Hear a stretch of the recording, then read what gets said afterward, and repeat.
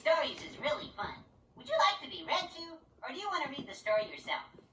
To turn the page, use the left and right arrow buttons on your DVD remote.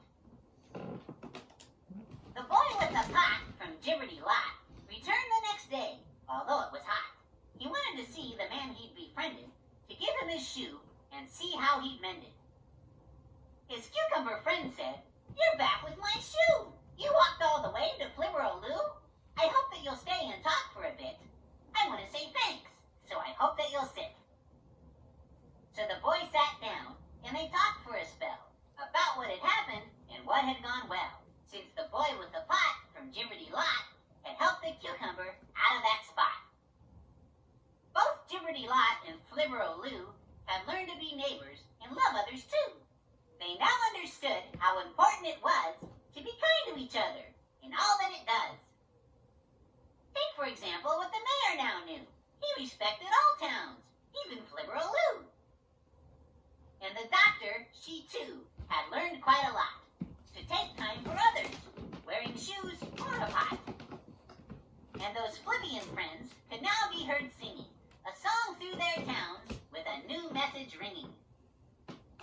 We're busy, busy, dreadfully busy, but we learned a lesson of what we should do. We're busy, busy, shockingly busy, but never too busy for you.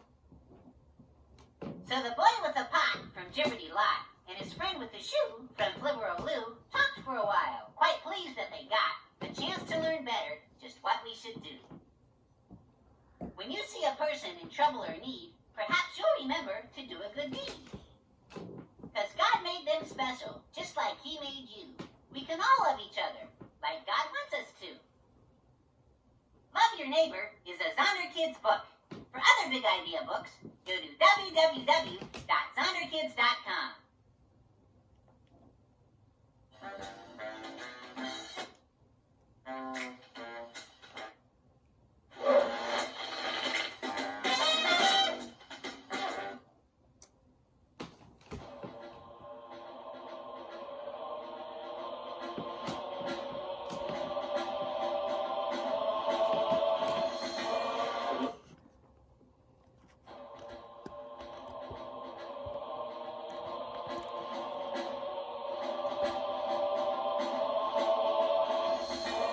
Larry Boy and the Rumor Weed, I was taking the company in a very clear direction towards producing a feature film.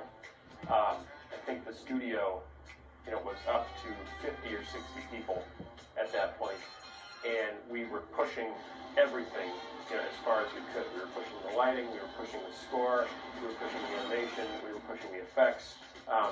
Everything was just, okay, let's take it all further than we've ever taken it before. And in my mind, to be honest, Larry Boy and the Rumor Weed was to be the last half-hour VeggieTales video. And the one after that was Jonah.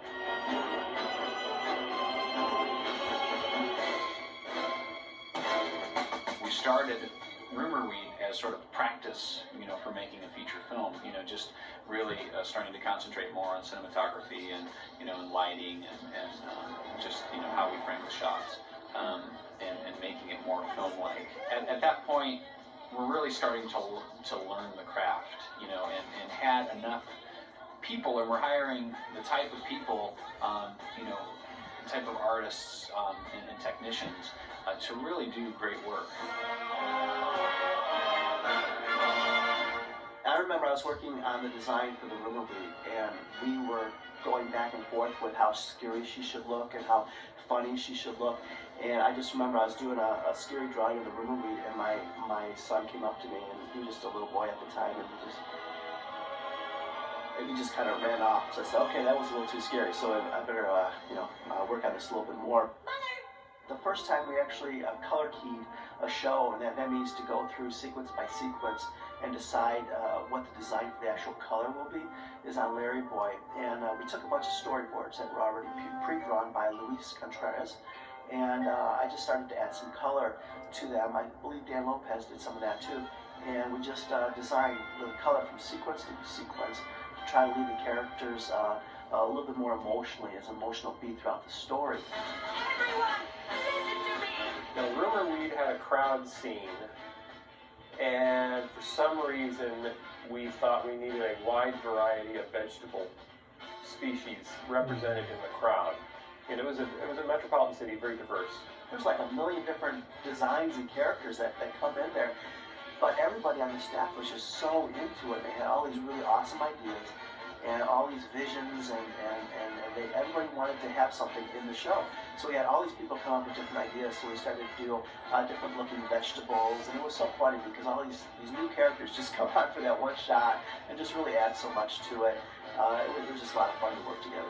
But also, they were worried about filling the space, so they decided, to throw in a pumpkin, just to take up a lot of space, and these mushroom people that had, big heads to take up a lot of space.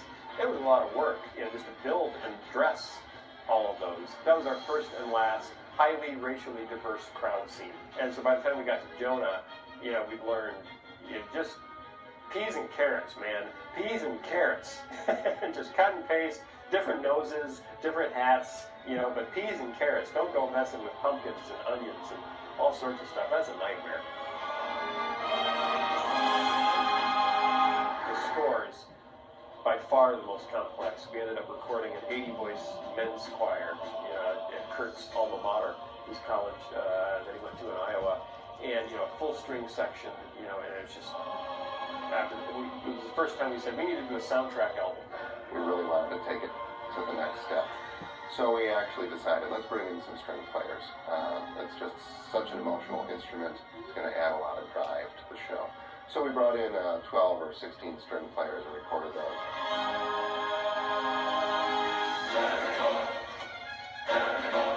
The other element, of course, was the choir again. Okay, we had a choir in the Larry Boy. Well, how can we take that up a step? Instead of 12, how about 85? So I went back to Luther College, my alma mater, and asked an old friend of mine, Tim Peter, if he had any ideas. And he said, yeah, we've got a men's choir here, the Norsemen.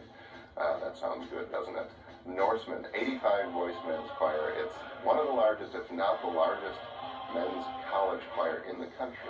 He said, oh, I'd love to do this. It would be a fun project.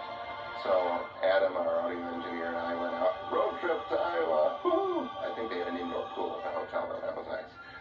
And so we had 2 days, got these guys in the evenings in the choir room. If we were in a fancy studio, you'd have headphones for everybody to hear the music. We didn't even have that.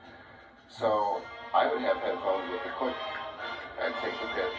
And so the choir would be singing a cappella. Couldn't hear anything except themselves sing their phrase. We'd get it recorded. And then later, I'd drop in the orchestra to fit with the choir. I remember listening to the rough takes of that, for the first time they came back from Iowa, recording this 80-voice men's choir, and just putting the tapes in and listening to them. Okay, everybody, version 12. Larry Boy, oh, and did all these things completely random, completely loose, but it was so huge. I can't wait till that all comes together. Rumor Weed, the character of the Rumor Weed, was a fun addition. We had to come up with a sound for her. So I used my trumpets, and it sounds like we used a wah-wah mute, Harmon mute, which you can kind of wah-wah-wah, they get some sounds on.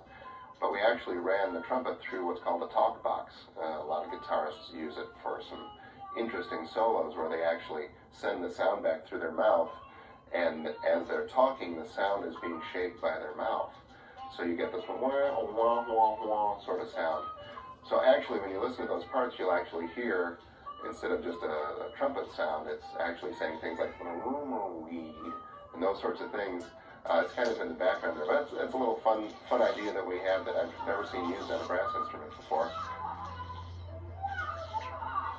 I remember some of those late nights I was at the office by myself writing, and we had this box just sitting under one of the desks, and it was full of fan mail that got sent in. We hadn't gotten through all of it or hadn't posted it yet.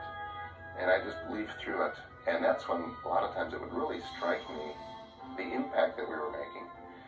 Because you don't get that daily. You're in the grind, you're talking to your co-workers who are in the thick of things with you, and yet out there's people going, wow, this is affecting my kids, they're learning something. And just wonderful to see how these stories are impacting people. And that's what makes it so great when you're up late at night and working and wondering, okay, does this really matter? And then you see this sort of response, you go, wow, that's really a good payoff. Is on the way. Alfred, we've got some gardening to do. Rumor Weed was also kind of a highlight because we were exploding as a company. I think we're up to probably 120 people. And to debut Rumor Weed, we rented the Hard Rock Live, the Hard Rock Cafe's huge thing at City Walk at Universal Studios, and filled it, packed it with people, and then premiered this film. It was just a huge, huge party. Probably the biggest party we've ever had at Big Idea. It's like, the sky's the limit. Let's go make a movie. That's really what launched us into making a movie.